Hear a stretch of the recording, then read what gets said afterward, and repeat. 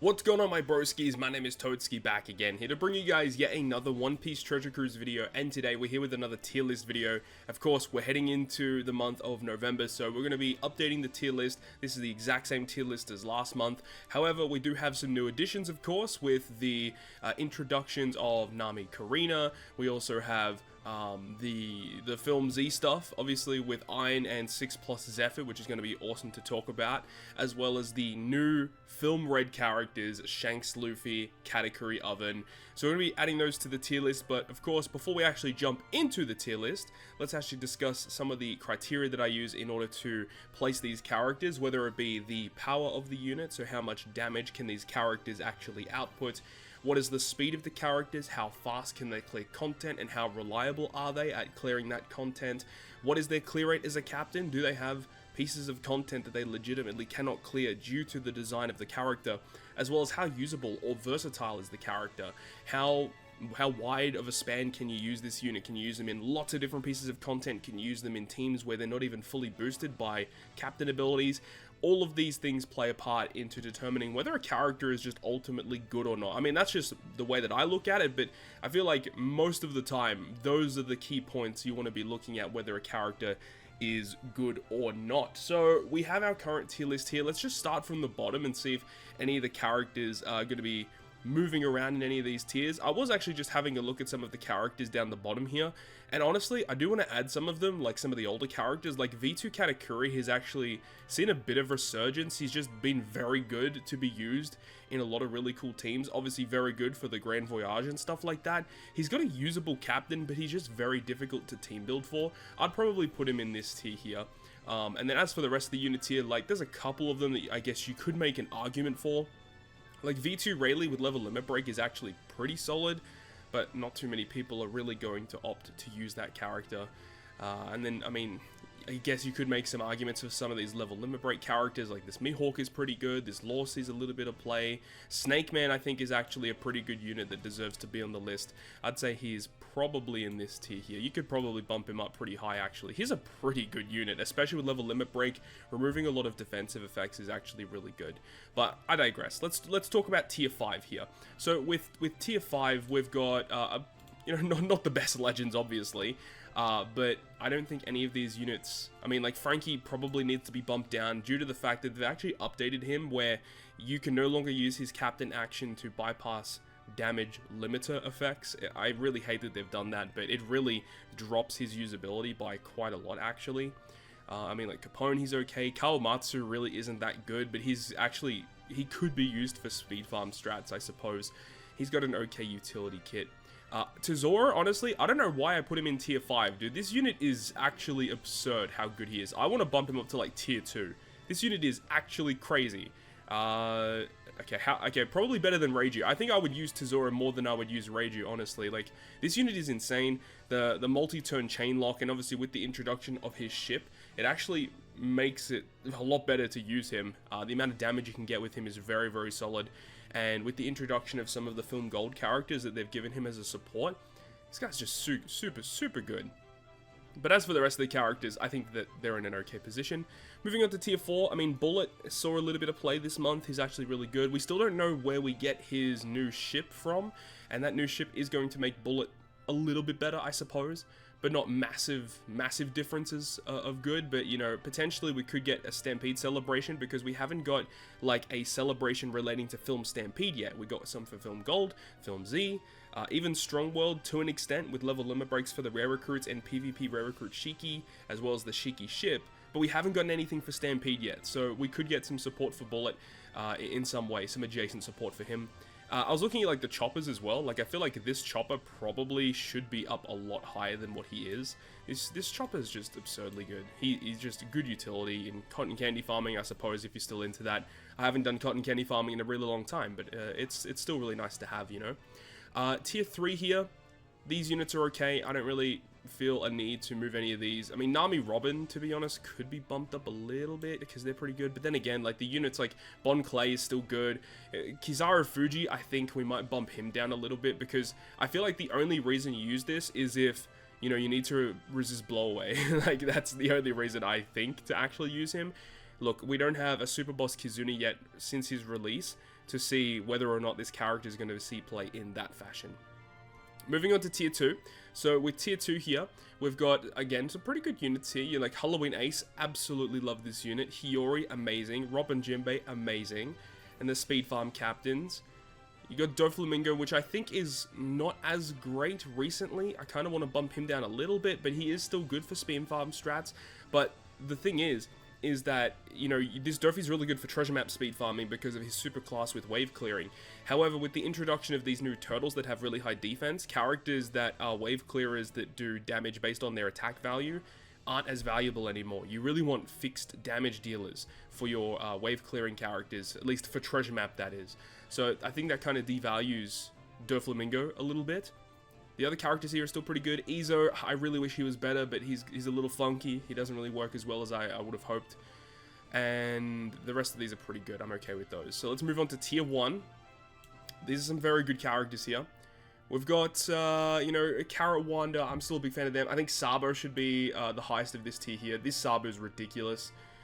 Rayleigh Gaban's still very good. I use them actually quite a lot. They've got good utility, of course. Shanks Crew, honestly, Shanks Crew should probably be in tier 0. I don't know why I had him in that tier for so long. That unit is just amazing. Ben Beckman, Lucky Roo, he could probably go near the top of tier 1, I think. He's ridiculous. Ace Akainu, as old as they are, they're still very good. Same as Ace and Sabo. Old units, but still very, very good.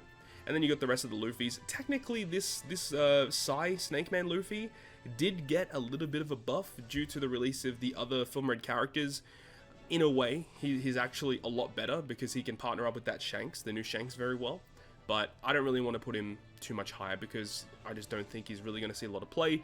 He doesn't have utility in his captain like what Shanks and the new Luffy do. I guess technically there is a sense of utility, but those other characters are just better in terms of the utility sense.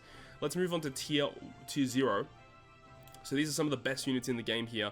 And we've got, you know, I love this unit so much, but yeah, I had them up really, really high, and they should not have been as high as what they were.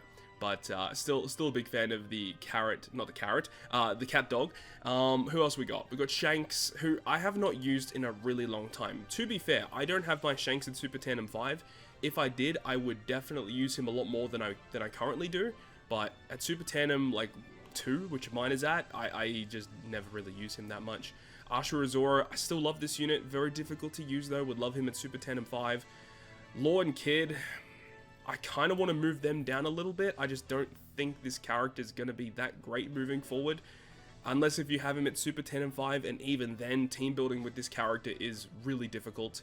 I still like this Uta. This Uta's been pretty solid so far. I don't think I want to move her at all. I think I want to move Momonosuke up. I think he's actually become more and more useful as time has moved on. He actually might move up again next month. We'll have to wait and see what happens. I'm pretty happy with the rest of this list though. We move on to the top 5. We've got Nami, Uta, Sanji, Gear 5, and the Kaido versus Yamato. And honestly, in terms of the characters that I use the most or that I think are the best, I think this top 5 is pretty fair. However, I have been using Gear 5 a lot more, and I think I'm going to put him as the second best unit in the game right now. And this is obviously including the 6-star and the 6-star plus combined. This character is just nuts. And if it wasn't for Nami, I think he would be the best unit in the game. But Gear 5, good in Rumble. This is not a Rumble tier list, but good in Rumble, good in normal content. And the fact that you have this 6-star plus version and the 6-star version, they work well together. You get around so many different debuffs, matching slots, attack, orb, affinity, revival, through defensive effects. Like, it's just nuts. They just do everything pretty much. And then obviously you can actually partner up with this Nami to do some cool things as well. And their Rush Sugo special, especially in the 6-star plus form, ridiculous. But I feel pretty comfortable with the way that this list is currently listed right now. So let's go ahead and have a look at some of the new characters that are going to be input into the tier list. So Nami and Karina. Now, if this was a Rumble tier list, this character would be way up there, way near the top. However, you know, this character is actually not that bad. I think this character is pretty solid. I think this is like a tier 1 level character. The fact that you have Nami side and Karina side and they have different specials depending on who uses the special, I like that they're doing that because the last time that they ever did something like that was when Luffy and Law released, and that was a pretty long time ago. So I love the fact that they're bringing that back. And look, it would have been nice if all of the character specials were combined into one. Like, if you had both sides of the specials in one activation, absolutely absurd. One of the best specials in the game. However, the fact that you can pick and choose where you want to be, and you have different abilities, I think it's really cool. And it's also a new dupe dropping captain, so you can use it to farm that kind of content. They also manipulate with G slots as well. Like, they're just a really cool character. I can see myself using this character a lot more than some of the other characters on this list here. So I would actually put Nami and Karina probably here right now in tier 1. I think that there is potential for this character to even be better than this. I could probably even see myself using it even more than this kid right here. I think Nami Karina is very good. Just the fact that they get around so many different gimmicks is probably their best asset, honestly. And I think people would disagree and say that their best asset is the dupe dropping mechanic, but I don't even see myself using them as a captain for dupe dropping. I could just see them using it for the utility components of this kit. It's just such a good character. Plus, Nami and Karina have relatively okay supports. I mean, you got the new gold support, which can attach to them for removing Bind and Despair, and Nami has some okay supports as well. So now we have Ein, and we also have got Zephyr. Now the thing is Ein by herself is pretty bad. Like, let's be real here. Ein is not a good legend. But when you partner her up with Zephyr, that combination is very good. But it's just how often are you going to use that combination? Because personally, if I'm going to be using a shooter team, I would much rather use someone like Uta or Halloween Ace or Beckman Lucky Roo. I'd be using those three way above using Zephyr and Ein, just from personal experience. So that's the way that I see it, but I can definitely see why people like Ein and Zephyr combination. It is a good combo. They can do some good stuff. But I just don't think this character is like amazing. I would think this character is like a tier 3, maybe a tier 2 character. I think that because shooters are actually ridiculously good right now, I think that you probably have to give her some credence and actually give her some respect, of course. So I think I'll leave her at the bottom of tier 2 for now. We'll see how things progress. I don't personally own the character, so I haven't been able to test her out myself, but through looking at some content and using her as a friend captain, obviously, in the Kizuna, I can definitely see where she fits into the scheme of things with the shooter characters, but she seems okay. Zephyr's Super Evolution gave him exactly what he needed, and I'm a big fan of what they've done with him. I think that, again, because, you know, with Ein and the whole shooter synergy stuff, Zephyr is just a better version of Ein. I mean, they don't do the same thing, obviously, they have different components, but the thing about Zephyr is that with his super class special now, and then it gives him damage reduction, allowing him to use his special to now give you utility, whilst also giving a full board of slots, whilst also being a damage dealing special, whilst also giving you attack boost for multiple turns, the tap timing bonus damage. Captain ability is not awful. He can give you super bomb slots, which cannot be manipulated by the opponent. Really cool character, actually. But I'm not going to put him in tier 1. He doesn't deserve tier 1. No way. But he is a very, very fun unit to use. If I had to put him in here, I think he's probably around here. Maybe here. He's a good unit for sure, but I just don't think he's going to be beating out some of the other top units here. But shooters in generic normal content are very strong. Not in Super Boss Kizuna, they're not very good at high damage ceiling content because they don't really have characters that are built for that. But against normal content like Clash, Arena, Coliseum, that type of content, shooters are probably the best teams to be using because they have great utility captains, great utility specials, and they have very solid damage dealing effects. Alright, so now we've got the new Shanks that has come out for the 9.5 anniversary. This is a very fascinating unit. Both the Luffy and the Shanks are really fascinating, and they're interesting in a way because, like, they want you to use as many specials as possible. And even though their captain ability boosts like multiple different classes, like they boost like 4 classes each, the thing is like they only get the benefits if you're using specifically Cerebral Free Spirit for Shanks or Fighter Powerhouse for Luffy. Which means that even though he does boost all these other characters, more often than not, you probably want to utilize these characters. And the way that this character is designed is you want to try and use, you know, the character special twice at the same turn, so you can get the orb boost, buff the orb boost, get the chain boost, blah blah blah. You get the gist of it. However, the best way to actually use this character in normal content is to use this character super early in the content, and then when you get towards the end of the content, you can just use the special again. And whilst, as we said, you know, using the special twice in the same turn gets you a lot of benefits, I think that the easiest way to abuse that mechanic is to use it on 2 separate stages. And having a powerful Sugo Fest exclusive with a strong damage dealing special that you can use on 2 separate stages is very strong. So for those reasons, this Shanks is a good unit. He's not the greatest unit ever. He's got a utility captain though. Removing special reverse is obviously very, very cool. And the captain ability is good. The super class special is actually a lot better than we thought, because the way that the text read, it made it seem like only the captain slot would change block slots into recovery and then tandem slots for the subs, but it's actually he just changes all block slots, so that is a huge plus for this character, so I like that. However, the big drawback of this unit is that his super tandem is terrible. It is a really bad super tandem. I mean, a lot of people say, oh, it's just the same as this ace. The thing is that this ace's super tandem, you only need one other character to activate the super tandem. You tap with one character, you tap with ace, super tandem is activated. That's very strong. Not too many characters can do that. With this Shanks, you need to tap with the character, Shanks, then you get the super tandem. And the fact that this super tandem is giving you chain multiplicative buff, the earlier you can activate that, the better it is for your crew. So one additional tap, which means one less character gets access to chain multiplicative, your chain is a lot lowered compared to Ace's super tandem. It really hurts him, honestly. But if you take the super tandem out of the equation, the kit is actually pretty solid. Like, it's a solid kit, but it's not like threatening some of the top positions in this game. I think he's a super solid unit. I'm going to put him up here. Probably below Sabo, because Sabo does have some pretty unique utility that only he gets access to, so I think that's pretty valuable. And actually these characters both have the same classes, which is really strong. Cerebral Free Spirit is a good combo. But I'm a big fan of Shanks. I think he's a great and a pretty nice designed Sugo Fest exclusive character. But he's just not threatening these top positions. Luffy is relatively similarly designed to the Shanks, and for that reason, I'm going to be putting him in the same tier as him. The thing about Luffy that's a little bit different, obviously, is that he removes paralysis in his captain compared to special reverse. And I mean, I think special reverse is probably a little bit more nicer to have, because I feel like paralysis is easier to remove than special reverse mechanics. Because, you know, depending on how much special reverse you get, you need like more characters to do it, you need sailor abilities, and it can just be a mess. But with paralysis, you know, it's pretty easy to remove. There's lots of characters that remove paralysis, lots of supports that remove paralysis as well. And then this character is obviously focused on fighter powerhouse. You want to probably build more fighter powerhouse so that you can use his special multiple times in the same turn or multiple times in the same content.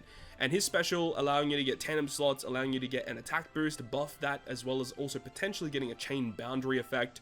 It's pretty cool. And his super type special, I think, is actually pretty weak. It's not the best super type ever. I believe it, like, it, you know, gives you the buff to recovery and tandem slots, making them 2.5 times multiplier, so equating them to a 1er slot.